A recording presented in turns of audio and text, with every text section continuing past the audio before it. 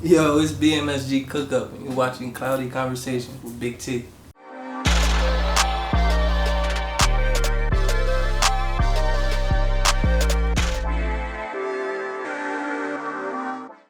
Alright, so what's up, guys? Thanks for tuning in to another episode of Cloudy Conversations. Today's guest is artist BMSG Cookup.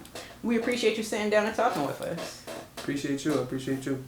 Now, for the new fans or the ones who are unaware of you, just tell them a little bit about yourself. You call me Cookup. BMSG is what I rep. I mean, break my scale grinding. I'm from Uptown, Harrisburg, 4th and Emerald. I moved around a lot of my life, but Harrisburg is where I rep. That's where I'm from. That's where I get my money. Now, like you said, you were born and raised in Harrisburg, Uptown to be exact. So, what was it like for you growing up there? As a kid, I feel like I seen a lot shit kids shouldn't see. But I also seen a lot of hustle, something I wanted. I like money as a young age. My brother would tell you, this is my brother, by the way. We call him Trench. But as a youngin, I just knew this ain't where I wanted to be. So I plan on like making my way out. A lot of people say that, but they don't really stand on it. I'm really standing on it. And do you come from a big family? Hell yeah. Okay, so you have a lot of siblings, or it's like you got mad cousins? I got cousins, aunties, uncles, but yeah, I do have a lot of brothers and sisters as well. It's about 6 of us. I'm the oldest. And did you like growing up in a big family? Well, I really live with my mom. When I came to see my dad, where all my brothers and sisters really are, it was always love. They always treated me like a king, like I was that big brother. Like they was happy to see me. No matter if I came with gifts or not, they were just happy to see me. So I think, yes, I like being that big brother. I still am that big brother. They need me, they can call me. I'm pulling up no matter what I'm doing. If I'm at work, I don't care. I'm on the way. You know what I mean? So, yeah. So were you like the one to get in trouble as your siblings, or you were kind of the one trying to set everybody on the straight path? Be honest, as a youngin', I was a follower. Mm. I did what I seen other people doing. That's not uncommon, though. Yeah, but that's really what I was doing. Like, so at first, I don't think I was setting a good example, but I knew what my main focus was when I got older. You know what I mean? Like, it's to take care of him. This is my place. I watched my dad be that man of the house, so it made me want to be that man. You know what I mean? And R.I.P. to him. You know, he passed away 2018, but you know what I mean? He's making me the man I am today. So you have always had a good relationship with your father? Hell yeah, that was my dog. That's my ace. His name was Turk. Yeah, Big Turk. That was my dog. He was 100. So how did that loss affect you, especially now that you're a father? Honestly, that one hurt. That one hurt the most. I wasn't ready for it. I had a falling out with my father. I ain't gonna get into it, but it really was me. It was my pride, and my dad was a hard-working man. Like, he ain't even had the time to even notice that I was mad, you feel me? But before it was too late, I found out he was in the hospital, and it just fucked me up because I wasn't able to apologize and let him know, yo, I was in the wrong, or let him know why I thought he was in the wrong. You know what I mean? Whether he liked it or not, it was still my place to talk to him. So that should be weighing on me sometimes, but at the same time, I'm gonna do better with my son to let him know, like, if there's any problems, you let me know. You know what I mean? I'm your daddy at the end of the day.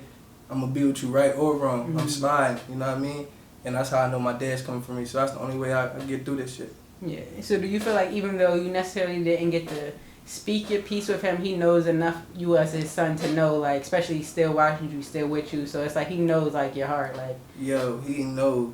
I done been in trouble, and sometimes I don't be thinking, how the hell am I getting out of this shit? It be my dad. He watching over me. I know it. Like, sometimes I be wanting to do some drawing shit. I hear him or something. Yeah, I'm like, what the fuck? So I know he's watching, yeah. And that's good that you're in tune with your emotions as well as your surroundings to even be self-aware, because, you know, most people, they don't even, in our communities, most times don't get to grow up with their father around. So the fact that you understood, you know, him as a man and he set that example, and even though, you know, like you said, he passed before you could speak your piece, he's still instilling and you're walking in the path that he set. So I think that's something you should definitely be proud of. Yeah, I feel like my dad, even him being gone, people still respect him. And I feel like you had to be that type of nigga to get respect when you dead. People want to diss the dead and everything. You can't say nothing bad about my father. You know what I mean? So I really respect that, man. Kind of give you something to pretty much carry the torch, like exactly. You walking in his shoes now. Exactly. Whatever I say, I stand on. I want you to understand it. You know what I mean? So are there any stories that you remember as a childhood, maybe like with you and your siblings or your dad, like that's probably one of the best memories or something that you like to think about? Yeah, yeah. My dad used to make us do push-ups. And this is my brother, but it's my cousin. I call him my brother. He been there, and me and my dad used to tell my cousin to do the push-ups. And this nigga used to bust them chills the fuck out. And I'm like, damn. My dad looking at me he set like, the bar too high for you. He's like, nigga, slow down. Yeah, young boys, he doing 50 push-ups like young boys. I'm like, shit. So now I gotta live that standard, but I got there and we really was doing them. It was me, him, and my cousin Shane. We really used to do 50 push-ups, and my dad and their dads, you feel me, would be happy. Like, look, you young can't do this. And we get down and start pumping out 50 push-ups. I used to make me feel good because my dad would do some shit like that. He'll go over. My dad used to be good on like the PlayStation. He loved PlayStation. Go over and play the game, and he'd be like, I bet this. If you can't do it, your son gotta do 50 push-ups. If you can't, my son got. You know how he put me in that place. Yeah. So I'm like, nah, you better win, Dad. You feel me? Yeah. Put me up to the table. I'm trying to watch him do this 50. That's hilarious. Yeah. So do you remember what you wanted to be when you were a kid? I wanted to go to the NBA. Oh, so you were an athlete. Yeah, I played ball. Yeah, hell yeah, I played ball. I wanted to go to the league. That was just. Is it you wanted to go there because that was like standard, or you wanted to go because you had skills? Man, I grew up on 4th. It was a basketball court right there. Everybody played basketball. Like, it's just what everybody did. So it just made me want to be better than everybody. I wanted to go to the league. But yes, I played basketball. I played high school basketball. I ended up playing college ball. Everything was cool. So you was really a baller. Yeah, I really hooped. I loved it. I really wanted to take this nigga with me. But like I said, like, we chose a different path. And right now, my path is music. Was there any other sports that you were into? I could not play football. I was nice. I'm gonna keep it 100. Just because it's you, T. But I was nice at football. I catch that joint, I can get free. But I could not take a hit. Yeah, so you ain't like that contact. I get hit, I'm taking my helmet off like, you gotta see me. And my coach ain't with that. Come on, coach. Yeah, I mean, you get up out of here. And that's how I knew football wasn't for me. You know what I mean? Not because I'm soft. It's just, boy, I get hit. It's like, different. Like, what the fuck? You got me fucked up out here. He hit me way too hard. Then the shit that used to make me mad is nobody wanted to put me on defense. I always had to be on offense. Let me hit somebody. You know what I mean? Y'all never I could have probably changed it for you. Yeah. I definitely could have changed it. But I definitely was just fucking with basketball. And I ain't fuck with that turf either. I ain't fuck with the turf, so. But nah. What position do you play? For basketball? Yeah. Shooting guard. I was a 2. I came off them picks. So if we was building you in my player, what would you be? A slasher / defender? Like, what would you be? You know what? I'm gonna be honest with you. My dad always taught me this. I always play defense first. Only because I never was the type of nigga to come out just scoring. I play defense first, get me warmed up. Once I felt good, and every baller know if you play D, you getting buckets. Exactly. But my dad taught me this too. When I was averaging points, I used to score average 5 to 7 points a quarter. 5 to 7 points, that's 28 points a game. You feel me? And I wasn't thinking of that. I used to call that nigga up. He'd be like, if you win this game, I'll buy you these sneakers. These J's coming out, and that'd be motivation. But he broke it down to me how to do it. So he always gave me the way. So that's why I fucked with basketball. I felt like that shit was easy.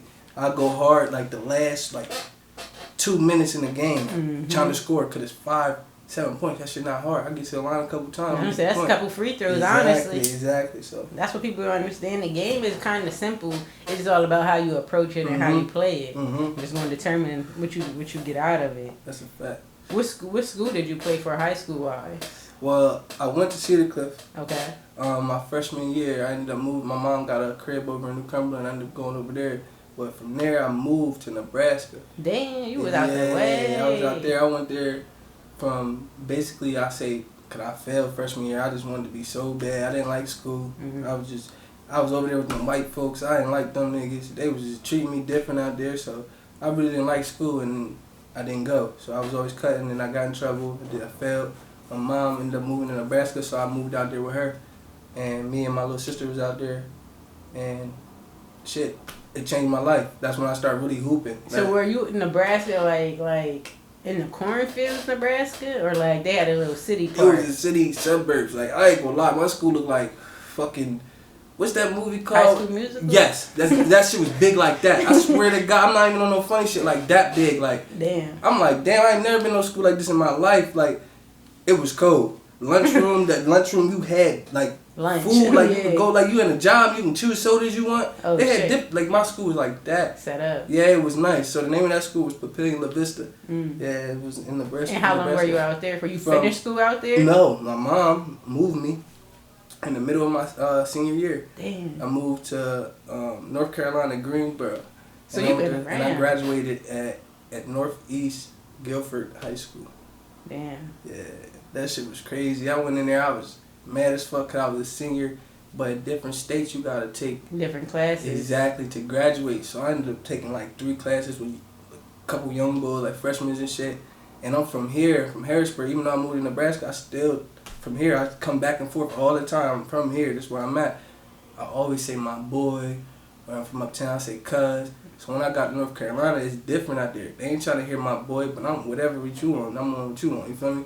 But, and I also said cuz, and a lot of people in Greensboro is blood. Mm. And I don't gang bang. We don't gang bang. Yeah, You know what I mean? just from where I'm from. Yeah, I'm from, exactly. So I used to get in trouble because of that, but I'm just trying to graduate. So that's how I made a little name for myself in Greensboro. So Greensboro, that's like my home too, right now, yeah. Yeah, I'm gonna say I can only imagine, especially because that's the Yeah. middle of the senior year. Yeah, You yep. still gotta do what you gotta do. I still graduated. I walked that stage. I definitely did. That was an accomplishment. Was that school different from Nebraska, like as Hell far as the yeah. setup? Oh my God. My mom brought me from this crazy ass, like, rich. We didn't even have it out there, you feel me? But the school I went to was just like, It niggas was was that, driving yeah. shit, like, for real. I'm hooking up with bitches with crazy ass whips, like, that shit was it. Now, I'm in this school with niggas wearing cowboy boots. They giving us food, them cheese sticks and shit at lunch. Like, this shit's It took horrible. you back to the I'm like, what Trap. the fuck? This is worse. I'm like, but it's cool. I had to get out of there, and I was happy because we moved out there because my grandpa got sick, and I lost him 2021 last year. So, but it was a lot. My mom moved us a lot. But I've been to Ohio, Atlanta. I moved a lot when I was a young boy. Did you like that, or do you feel Moving? like I like being able to be with my mother. You know what I mean? I didn't want to ever see her alone. You know what I mean? I always be there for her. So I like the fact that when she was gone, we was gonna learn the new city together. You feel me? I like that. That was different in my little sister. But honestly, no, I ain't like have to keep jumping from state to state. You know what I mean? That shit get old. You gotta meet new people. You know what I mean? yeah? Because it ain't like you moving from this state to across the border. You going states like down I south. remember when I moved from here to Nebraska. That was like a 24-hour drive. Damn. Yeah. Mhm. So, what age did y'all like start moving like to different states and shit? Shit. First time I left the state from here, I was probably like ninth grade. Damn. So that was a lot in that time frame where you're really like set in stone, like Yeah. your manhood, who your group of friends is, like Yeah. your high school years. Yeah, and I was like, I had a whole little clique out here, my whole little gang, and I was cool with them. But I was taken away from that, and I met a real good friend of mine. He's actually, his son is my godson. Mm. His name Japri. That's my dog.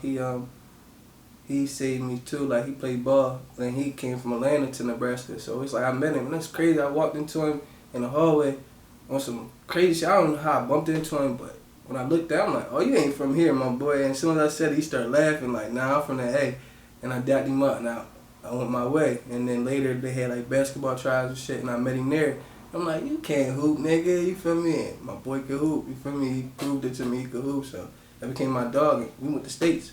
So, Damn. So yeah. did y'all win states? Nah, we lost. But you We lost. was a hooper. So Yeah.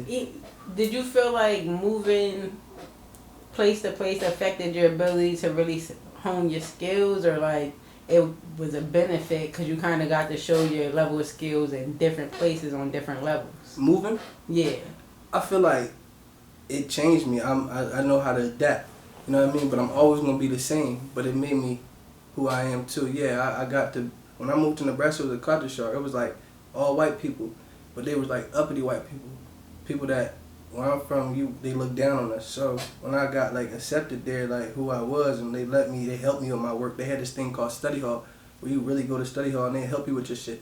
It's not even no special class. Like if you can't keep up with your school, they put you in that class. It ain't none of that. Everybody in that joint, study hall, they come there and you do your work. You feel me? I respected that out there. The culture is different. And they didn't play that. Even if you was nice at ball, you had to have your work done. So I respected that too. So sometimes I had to miss practice to get help with my homework, but I made it up. Like Nebraska made me a hooper. And then when I moved to North Carolina, that's where I really met the hoopers. They hoop different out there. Them boys rough. So how did playing college ball come into play? When I graduated in North Carolina, I took a year off to help my mom. She told me, she encouraged me to go to school. So I ended up I met this coach out there. He was like at the gym and shit, and I ended up talking to him, doing shit with him, and I'm going to Greensboro College, which is like a D3 maybe. And from there, it was just like I was just practicing with them, hooping with them, and then I was going to go to school there. But then I found out that a school in Iowa wanted me. So I said, I'm out. I moved to Iowa, and it was called Clark University, and I went to school out there. And that's where I first started playing ball. Did you get to finish school, or you? No, once again, I did some fuck shit, wanting to be in the streets, and got in trouble. So, this is why you were out in Iowa? Yes. Iowa and Chicago, like... Right there. Right there. And I met some real niggas out there that had, some shit, and I was fucking with them. And I got caught up. And people I was living with basically like kicked me out, so I was just like, I'm out, you feel me? So I had to pack my bag and leave. I didn't have no explanation for school, I just left. So. You just fucked up. Do you regret that decision? Sometimes, yeah, but no, I'm glad. My mom needed me at the time, and I didn't know because she was hiding it. So when I got back to North Carolina, I really became Cookup. And I got this name from my dog. He died, R.I.P. to him, he died 2019. And that's the whole reason why I started rapping. He's blood, he called me Bookup. And I'm like, fuck, he died, he rapped BMSG. He died, it hurt me, and I found out he was rapping. So I don't know, got in the studio, I got behind the mic and I just said, Cookup, and that just stuck with me. And ran with it. And I ran with it. And I've been standing on it ever since. So that's how I got my name, Cookup. So when you came home from school, you would say that's kind of where the inspiration for music started? Like you said, your friend died, or did you always kind of have that? It was like I had all this fucking anger from all the shit I did, you feel me? And I came home to my mom and seeing how she was living and fucked me up. So I'm like, this ain't it. Got a little job, did my little hustling, I did my thing, and I ran it up, and I took care of my family. I met niggas I really trust on the way, niggas I done cut off, and it just come with a lot. Like, I feel like I'm him. Like, if anybody asks, I'm him. If you got any questions about me, you ask me. Like, I just always stood on that. And I feel like, yes, me coming home, seeing how my mom lived, made me Cookup today. So, when did you go to the studio? Like down in North Carolina, or? Nah, I didn't start recording until I came here in PA. He died. I moved back out here. I went up to this thing they have called GHO. It's called Greatest Homecoming on Earth. For North Carolina A&T. Yeah. So we went out there and we was thugging, partying, turned up, and that's the last time I seen him. But it was so crazy because that's my dog. He took care of me the whole time I was down there. Like, he was like, bro, just come down here, bro, don't worry about nothing. Bro got us a room. He was doing his thing, but he got us a room to make sure niggas was cool. You know what I mean? Like, we came out there, niggas had bottles just for us. Like, here, that's y'all do your thing. We going to parties. We thugging. It was just like, damn, nigga had the whole thing planned out. Like, he wanted us to come. He's showing us what he's doing now. I was proud of me. So when I got the call about him dying, it fucked me up. And I don't know, I ended up in the studio. My little brother rapped too. His name's CEO Sani. He rapped too. He nice. He from Harrisburg. He nice. He went to the studio with him, and I don't know, while I was sitting there, I'm just like, bro, I'm about to start rapping. You know what I mean? And I found my own flow, and I just stuck with it. So who are some of your influences in music?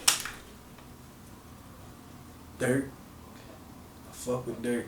I feel like he's who he say he is. I fuck with him. Shit. I used to be big on Chief. More so the Chicago. Lucci. Okay. I used to be big on Lucci. I like how he talk. It's like certain people that really talk on the beat. I ain't like it's crazy because I used to fuck with NBA heavy too. Mm-hmm. Well, I kind of fell off his music a little bit. He's not what he used to be when he started rapping. But now I don't really got too many big ones. But I fuck with Dirk heavy. I fuck with Dirk heavy. I fuck with Future. Like the way he be talking on the beat too. So are you the type of artist where you need to write your songs, or you prefer to punch in? When I first started recording, I used to write. But my brother said, that shit hard, but it sound like you reading it. And as soon as he said that, I stopped writing. And it was just a respect thing. Like, say no more. You feel me? I don't need to write no more. I'm going there and I just punch in, say what I want to say. And it's getting so frequently where I can just hear it and just start rapping. You know what I mean? And it's everything I've been putting out. My first song I put out, it's all freestyle. Everything. So what's the vibe like when you're going to the studio? Do you need like to have your bros with you, or you just like to be solo so you can just figure out the vibe on your own? At first, I used to always want my niggas there, but it used to get crowded. I'm looking for my blunt. You know what I mean? Shit like that. Like, everybody got blunts rolled, but now where the fuck my joint at? You know what I mean? Like, I used to love going to the studio. I still love going to the studio with my bros. It just depends on which ones I want to go with. Because I got niggas that just want to be rowdy all the time. Nigga, we here for a vibe. You trying to be rowdy. Chill out. I mean, and it just depends. Like, sometimes I do want to go alone because it's how I'm feeling. You know what I mean? Sometimes it might just be a late night session where I just ended up calling and they're like, yeah, pull up. I was about to close, but come on. You know what I mean? So it just depends on how I'm feeling. I'm gonna say, and does the vibe of the studio affect the type of music you make, or you already know what you trying to be on, so you just stick to that and create the vibe? Now, it don't really matter. I go anywhere and record. That's how I feel. But comfortably, I like having my blunt rolled, my water, and now I'm comfortable with sitting down. I used to record standing up, but now I like sitting down recording. I'm calmer, you know what I mean? And it depends on what song I'm doing too, because some songs I might be hyped, so I want to be standing up jumping. You know what I mean? So it just depends. And you feel like you developed that as an artist? Because that's what I hear most people say. Like, when you're in the studio recording, you have to really be in there performing. You're performing this song in order for it to convey that emotion. You do. I was just in the school last night and I was listening to somebody, and I ain't say it, but his friend said it, and I'm glad he did. When he was recording, he just didn't have enough oomph, and that's what his friend said. Like, you gotta have some oomph, my boy. It just sound like you talk. He's like, I'm sorry, bro. I'm high. And I'm like, it do get like that, but you gotta like give it some oomph. And when you did that, it sounded way better. So yeah, I feel like when you go in there to record, you gotta be like you performing this shit. And is there like a preferred engineer you would like to work with, or like you said, like it's just based on the studio you at? Right now, shout out to BLV. That's where I first started recording that, and they made me feel like I was home. Hey, yo, you're nice. I didn't know you could do this. You know what I mean? Shit like that. Like it was like gassing me up, and I appreciate it. So every time I had to come back bigger and better. And what's funny is Hidden Pain. I recorded here with an engineer. I think his name's Yui. We was chilling, and he ended up asking me if I wanted to record, and I got a beat, and I recorded. I couldn't like, I liked the beat, but I didn't know what I wanted to say on it. So I'm just sitting there smoking high as hell, and then like, it's like 25 minutes left, and I just freestyle the whole song. Just came out. And somebody came in the studio and was like, yo, this shit hard. And I just started laughing like, you for real? Are you playing? You know what I mean? And I'm like, damn, that shit is hard. After I kept listening to it over and over, I'm like, nah, this shit, keep it. Mm-hmm. Just keep it just like it is. It's short, I just keep it just like that because I like listening to it. Like, so. Yeah, so speaking. But I also record with Drew. He's my manager. I record at his studio. That's where I do a lot of my music now. And Drew is Drew Tyrell. Mm-hmm. Yes.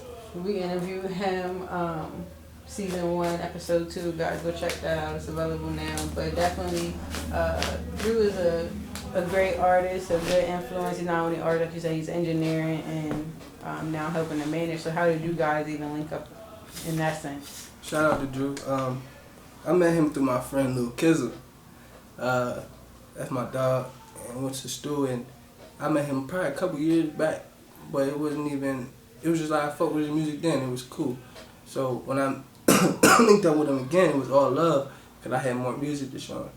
And then from there, I ended up meeting his manager, and we just sat down. And at one of his release parties, not the recent one, the last one, he told me in my face like, "Yo, I would like to manage you."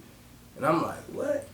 Type time? I don't need no manager. That's what I'm on." But then I respected it because he's my bro first, so he's not no ignorant person. Like he tell me, "Nah, bro, that's weak. Come harder than that." And this is before he even told me he want to be my manager. You feel me? Like, "Nah, come harder than that." And I'm like, "Say no more." You feel me? Or give me some umph. Or like, "All right, you want to make a song today? Yeah, what's up?" You know what I mean? On the call, we just making a song. So I respect him as a man. Like he's really who he say he is, and I respect him. Like he helped me out, and I'm trying to go to the top with it. I'm saying give you added sense of motivation. It's like, oh shit, if you trying to fuck with me, maybe I do need to like step my game up and really show niggas what I can do. Cause like I said, like I know, even though like I said, Hidden Pain was like the first single, you've been dropping like little snippets and trailers for mad long now. I've been telling you like, yo, that's the shit. Like that's I was like turning the niggas up with that. Talk my shit. Talk my shit. So I definitely I do got them projects, but now I'm thinking about I might drop them. I don't know. I've been thinking about it just because that's the old me. The new me, I be on some like melodizing. That's what I call it. But I still be talking on it. So that's what type of time I'm on right now. But yeah, I do think about dropping those. And I've been talking to Drew about that. So yeah, stay tuned.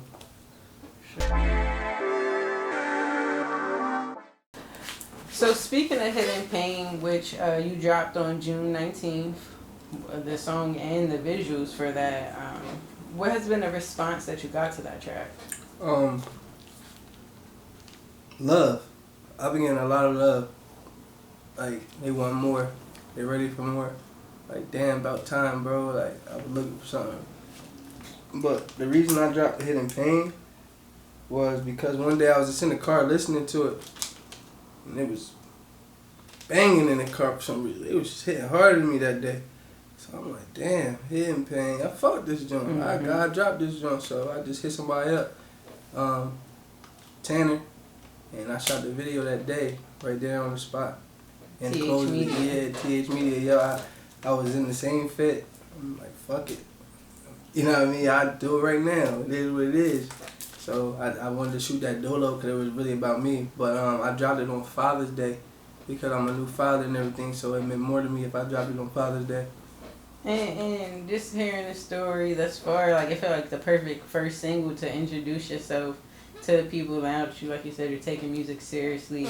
You're really about to put a push behind it. Hidden Pain really is like a song that establishes, you know, how you feeling, where you coming from, and what the music is pretty much inspired by is, you know, the losses that you experience, especially within the recent years, and how that's affected you. But like you said, now taking the bright side of it and dropping it on Father's Day because you're a new father and pushing that forward. So definitely understand that.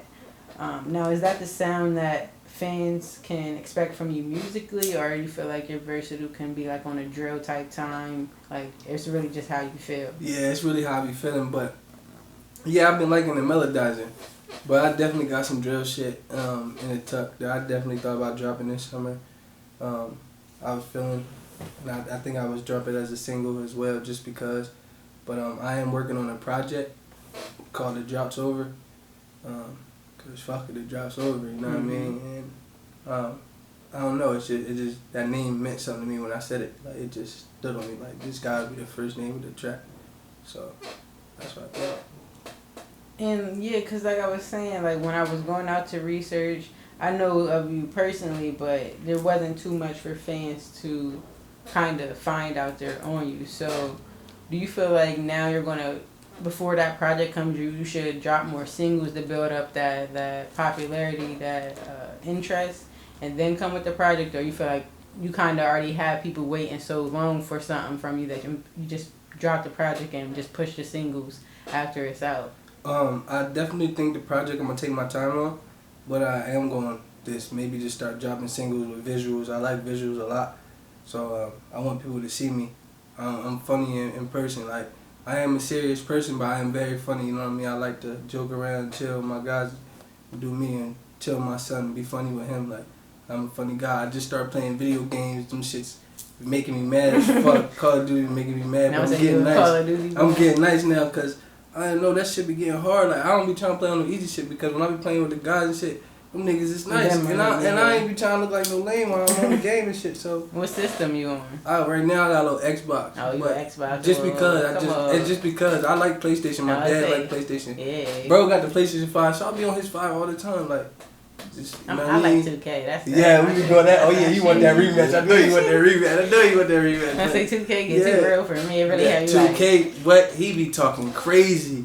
I be ready to put the sticks down like, yo, what's up? So now I be locked in. Everything. I don't care if I'm up by one. I'm going hard the whole game. People who don't play video games don't understand why people be so intense, because it's like they done made these video games so realistic to like what it's like when you play ball. So when you a real ball player and you play 2K, like, yo, this is really what it's like in the game. You can't, like, your distraction, your instinct kick in, nigga. I gotta like focus, like this fucking, like, shut the fuck up. I be like, niggas be like, that's whoever I'm playing with. I be like, nah, nigga, that's me. I'm doing that. Yes, I'm making him do that. He don't know how to do that. 2K, I love 2K, I swear. Bro, shit, that's my shit.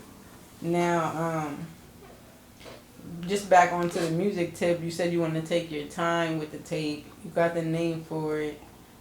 So is there any like singles that you already have now that you're ready to drop, or like what's the plan? Like, when can fans expect for you to go on that run? I got a single I want to drop called All Night.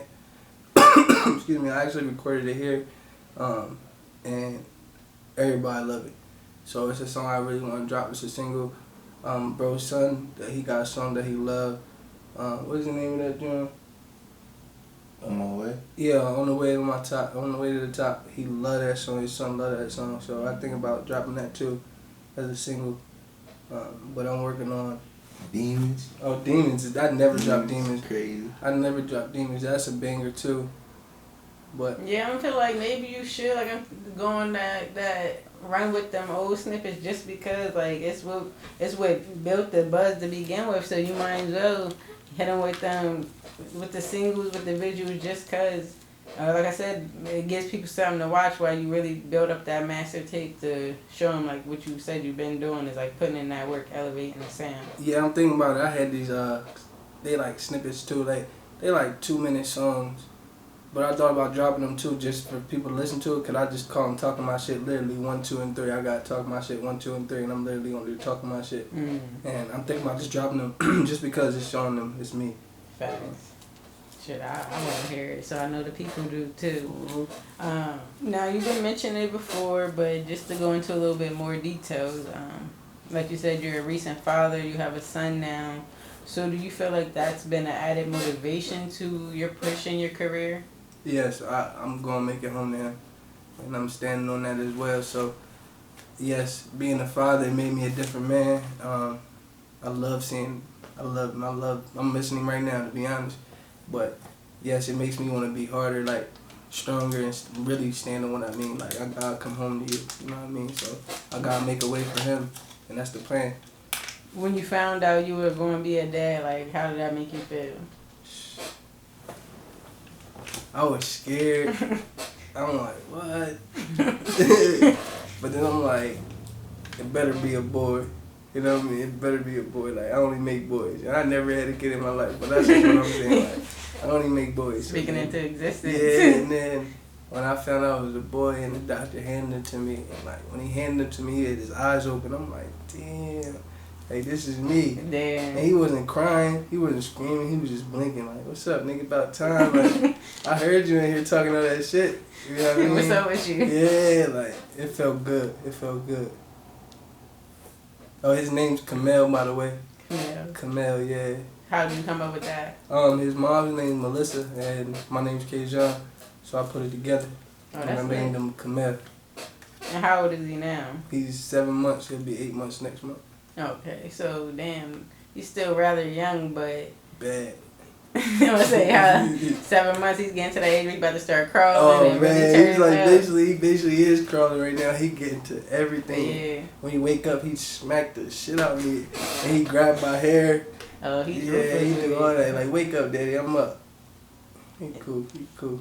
Do you feel like the father that you had and, you know, the example of, you know, actually having someone be around has even influenced you even more to want to be in your son's life? Say that one more time.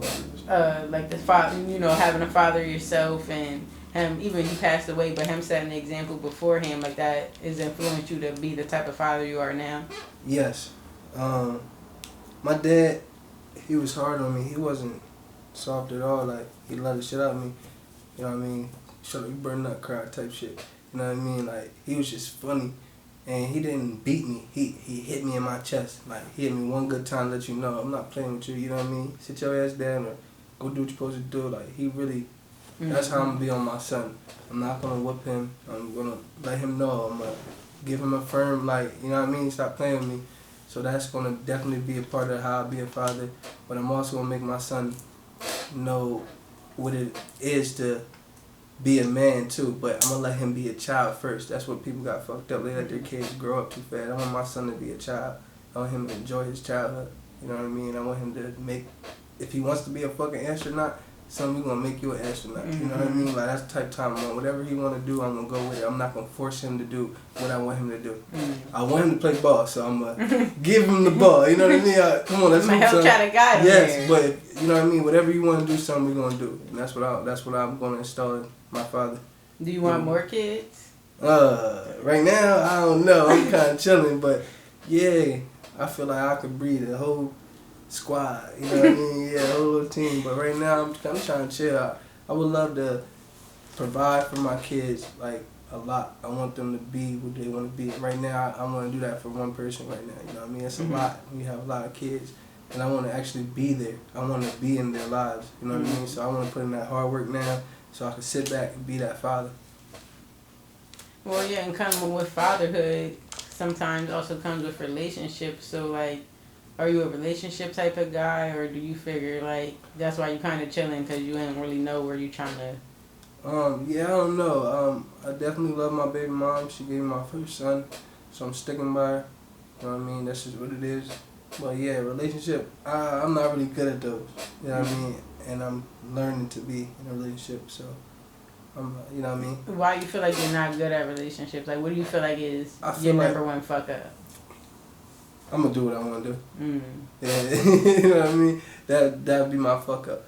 But I also be looking into, like, damn, if that was me, that's fucked up. Yeah. You know what I mean? So I definitely just I don't do none of that right now. I just play my lane, do what I'm supposed to do. You know what I mean? That's what I. And you're also growing up, you're maturing, so it kind of, every dude's story kind of like comes with time where they realize, like, all right, I kind of can't be a fucked up individual. Yeah, that shit get old after a while, like, you know what I mean? And you've been state to state already as a young Exactly. kid. And I ain't gonna lie, I had a lot of fun in school, so you know what I mean? I'm chilling now. I be thugging, you know what I mean? Focusing, yeah, money and making music.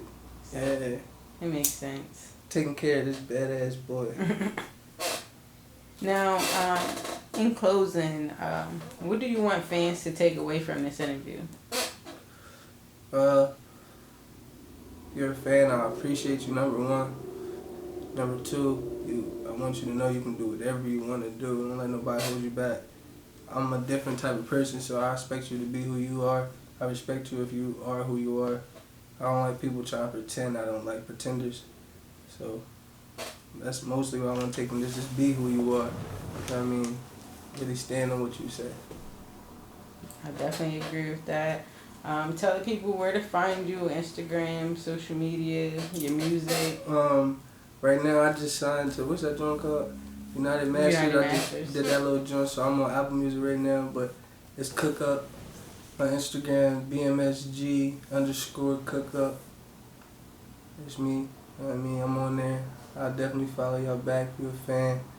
I don't like nobody watching me. Don't be watching if you just watching. That's weird. You know what I mean?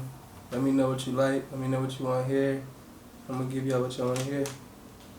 Alright. It's my plan as an artist. Alright, again, we thank you for stopping by. Another episode of Cloudy Conversations. BMSG Cookup, your girl Big T. Cloudy Conversation. It's a wrap.